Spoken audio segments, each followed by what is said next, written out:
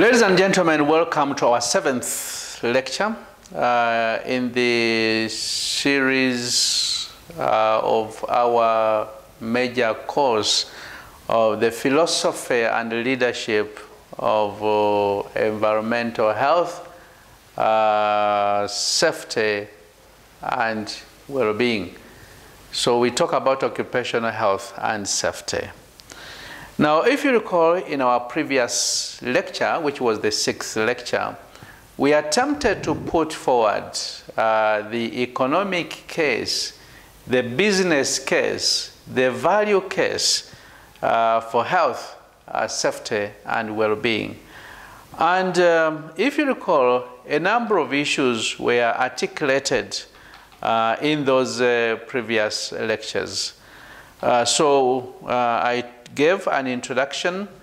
I took you through employment and working conditions as determinants of health and its economic implications. I hope you still remember that. It took us a great deal of time trying to examine those issues. We also estimated the economic impact of health, safety, and well-being.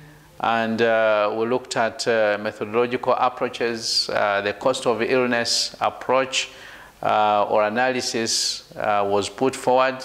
And under that, we looked at the top-down, the bottom-up, the deductive approach, and then we continued examining the costs, the types of costs, and who bears those costs.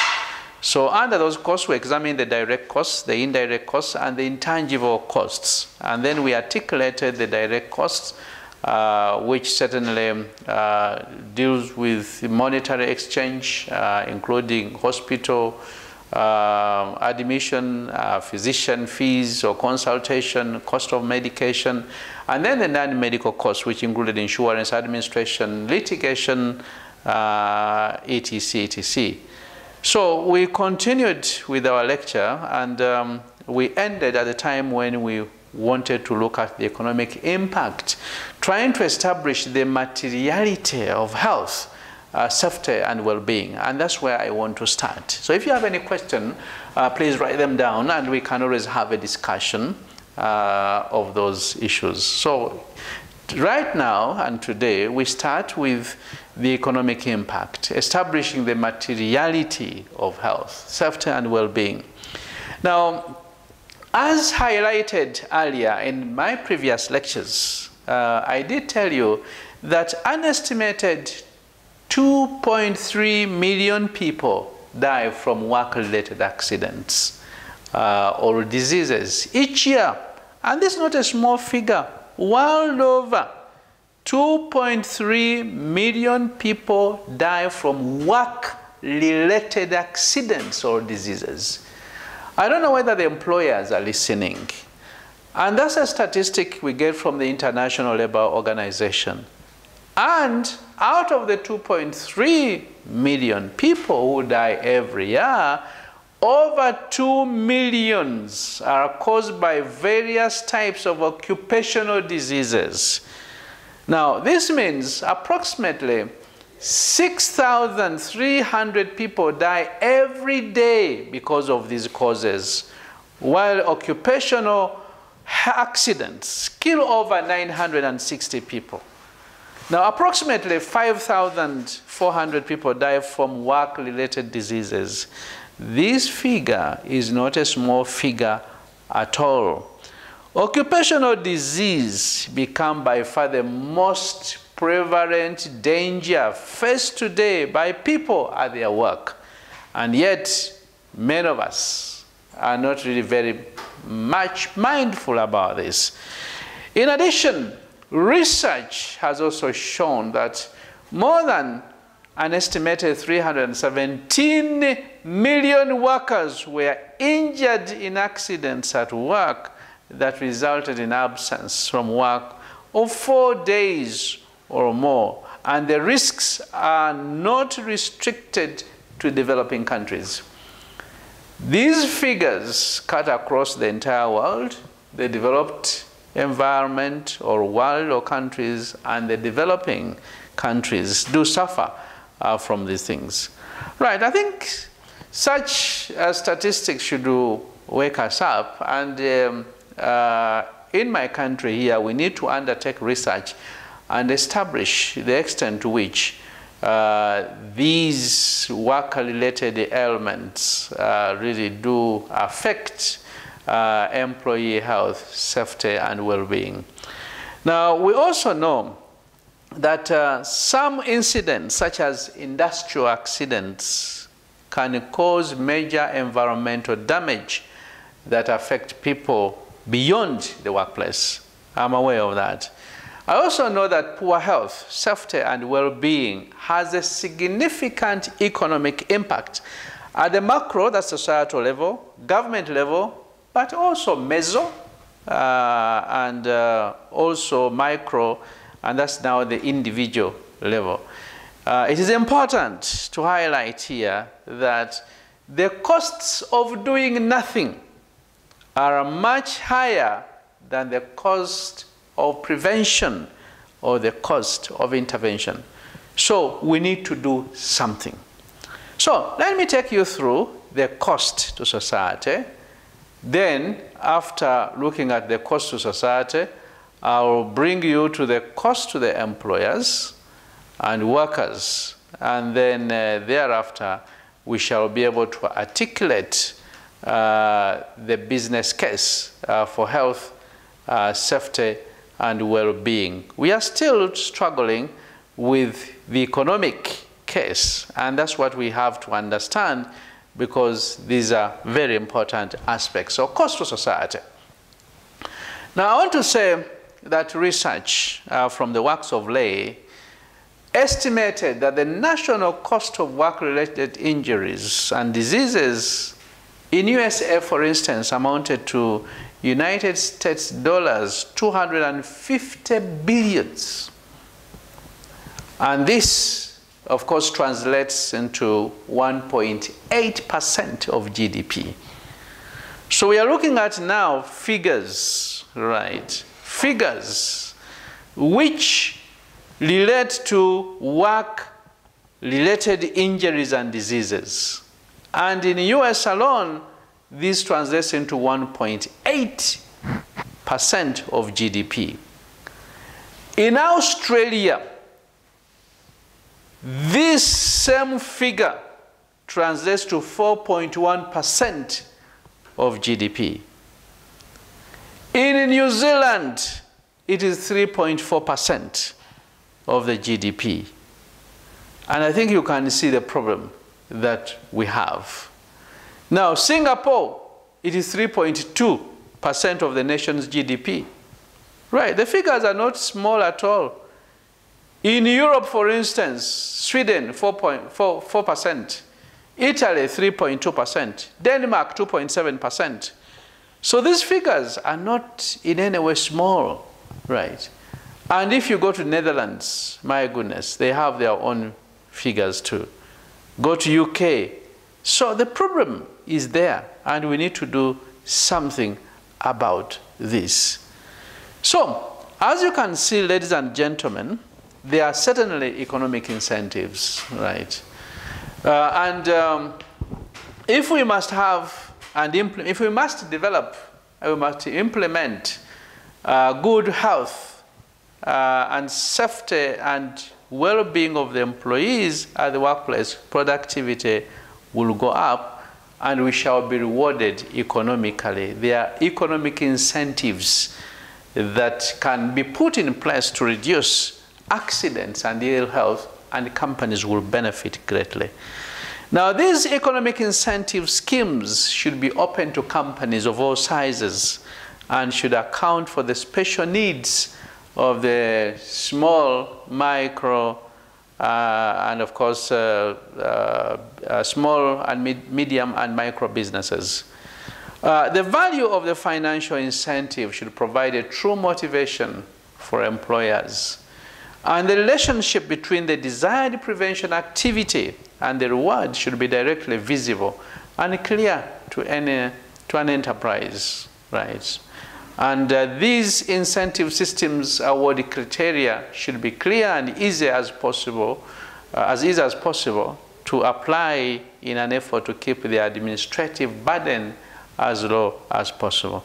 So these are things that can be looked into. Now, since we are talking about costs to society, I've already told you that these costs constitute a sizable proportion of the GDP, meaning that we must try to do something. In the case of Uganda, we are yet to establish the percentage of those costs to the national GDP, and I think somebody needs to do that. Of course, the only challenge we have here is that the budget that is allocated to the healthcare system is actually minimal, and it may not be possible for us to get the actual accurate position. But anyway, we can still do something in that direction. So human resources and health issues are crucial in terms of corporate competitiveness. And that's why we need systematic, continuous, and strategically aligned health, safety, and well-being management in various organizations. So employers must be aware of business benefits because at the end of the day, once the employees are affected, then you can't achieve much. So let's now rush to costs to employers and workers. That is now at the meso and micro level.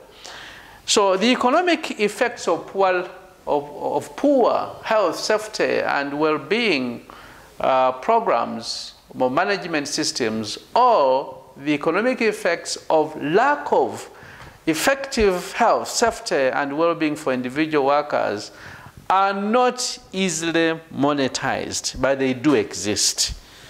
Now, while less serious injuries and illnesses, which result in a limited period of incapacity, can be costed more easily, for serious injuries or illnesses with long-term irreversible effects, future effects, and the value thereof for the individual, including things like grief, long-term suffering, cannot be estimated in a reliable and general way.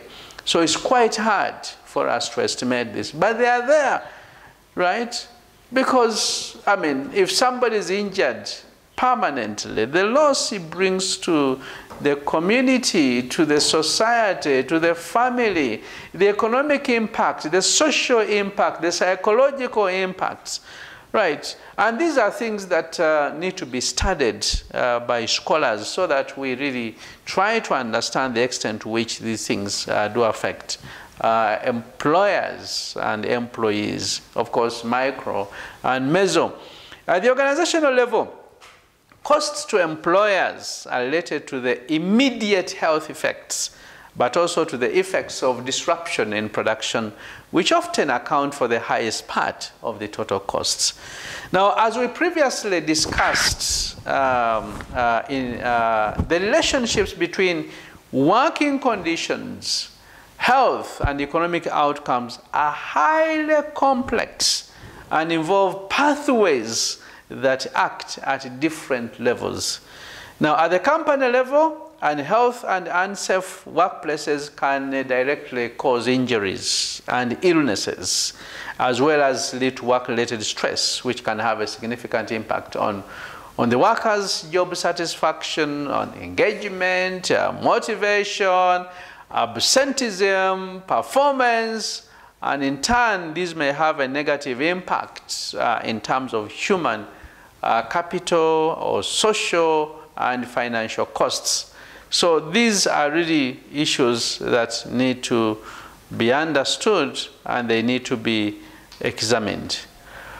Right, so having said that, ladies and gentlemen, as I move towards the end of our lecture, let me present the business case for health, safety, and well-being. Now remember, I've already told you that these things have an impact, right? Health, safety, and well-being has an impact, an economic impact. And of course, the economic impact could be to the individual, could be to the company, could be to the society and the community, right? Now, in this case, we look at the business case for health, the safety. So, a business, ladies and gentlemen, when we talk about a business case provides the basis to convince management to increase the use of health, safety, and well-being interventions at the company level. I mean, unless you've got a business case that you present to management, management will not even listen to you. They will think that you are simply agitating for certain incentives that may be out of reach of the employees. They may also think that you are inciting employees to rebel against management. So that's why, as scholars, we need to do research and come up with the data that we present to management to take up these initiatives. Now, a growing body of knowledge and a growing evidence somehow highlights that health, safety, and well-being interventions increase productivity. And that's where we want to come from, productivity, right? Can we, I mean, if we have improvements in the quality of working life, what happens to organizational performance, right? Can we achieve performance of organizations? Can this performance be achieved by workplace development? Is it possible? For instance, if we deal with health, safety, and workplace and well-being interventions, what comes back to the organization? If we focus on workplace development, on social innovations, is there a strong positive correlation between the quality of life, of working life, and organizational performance? And that's the kind of evidence that we are looking for. So we know that if you implement some of these things that I've been talking about, which relate to health, safety, and well-being, right, you have reduced absenteeism, right? And then if you reduce absenteeism, then worker compensation will also reduce. Then decline in failure rates, increase in productivity and customer satisfaction, improvement in quality and innovation, optimization of processes, and increased staff employability, and then innovations, social innovations, technological innovations, process innovations will be evident in the workplace. And it's only after that we've done that, that shall we be able to put up a business case for health, safety, and well-being. Ladies and gentlemen, how do we develop a more holistic outlook? And this is now the value case for health, safety, and well-being. A more holistic outlook, and it's very important. In these turbulent times, ladies and gentlemen, characterized by the things that you see now, COVID-19, turbulent times, and transitioning economies, right? Knowing issues that have come up as a result of globalization, technological advancements, right? Knowledge development, innovations, and disseminations. Aware of all those things taking place in the turbulent times, it is undeniably important for us to think about healthy, creative, and productive workforce. We must come up with new ways of looking at things, innovations that cater for a creative and productive workforce. So health, safety, and well-being is therefore increasingly seen as an important resource for effective functioning of individuals, effective functioning of organizations, and effective functioning of societies as a whole. So societies, or a society as a whole, must continue to function. So internalization of the value of health, safety, and well-being at the individual, organizational, and societal level is therefore an important factor for the development of individuals, organizations, and societies. Therefore, we must transition from the old paradigms and embrace new paradigms that work. This transition requires the involvement and support of a range of internal and external stakeholders. And if we develop a logic that enables us to perform, then we achieve results, ladies and gentlemen. So the philosophy that we come up with, which gives us the value case in this case, right, is built on 5 major aspects and should be built on those 5 main aspects. 1, a multi-stakeholder approach, and I've already talked about stakeholders in this. A broad value concept, a short and long-term perspective, holistic thinking, and the recognition of complexity. We live in days that are turbulent. We live in times that are turbulent. So complexity theory then plays an important role in this case. And we need to understand what this means. So that will convince employers, communities, organizations, governments, etc., to start thinking about occupational health and safety. Ladies and gentlemen, once we do that, then we'll be able to achieve results.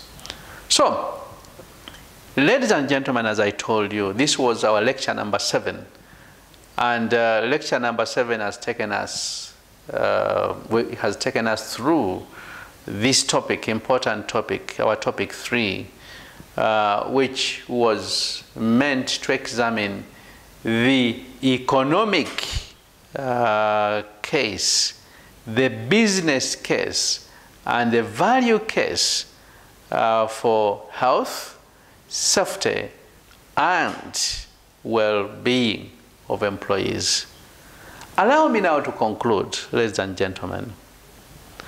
In my conclusion, we know that health, safety, and well-being is becoming increasingly associated with strategic and often intangible business benefits. There is a need for alternatives to business cases, narrowly oriented towards economic outcomes, as they often underestimate or do not account for intangible benefits. So, a holistic approach to developing the business case can address this need and can help organizations internalize the value of health, safety, and well-being, and incorporate them in all organizational statements, incorporate them in organizational strategies. The vision, the mission, and so forth should take into consideration this element. The systems that you develop, the behaviors that you develop at the workplace.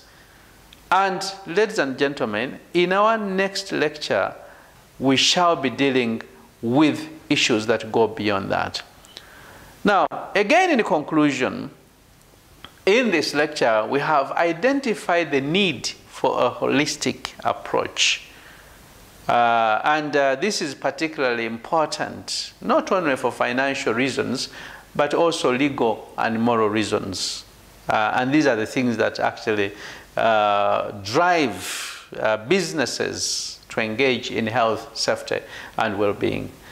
The employers, right, usually perceive regulations as a real risk and are mindful of operational and maybe what we call reputational damage due to non-compliance. So they must actually comply.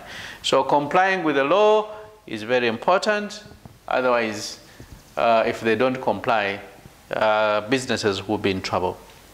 Right, so that took us to a number of other things that you also remember that we have already covered in terms of corporate sustainability or business responsibility in as far as human rights are concerned. And all these have gained popularity, and therefore businesses must rethink. So all these will certainly be discussed in subsequent lectures, and we shall try to tie up the loose ends of these things. So having said that, ladies and gentlemen, I want to thank you, and I want to again welcome you to lectures that we shall be holding in future. James, I want to thank you for posting this on our e-learning platform, and I want to wish you a nice day and a nice time. Should you have any questions, please do not hesitate to ask these questions. We shall be having our lectures on Saturday, so do not forget, and these lectures will take place from 6 a.m. to 7 a.m. I wish you a nice time. Enjoy the day. Let's meet at the time when we'll be discussing topic 4. I wish you a nice time. Bye. Stay home. Stay safe. I wish you a nice day. Bye.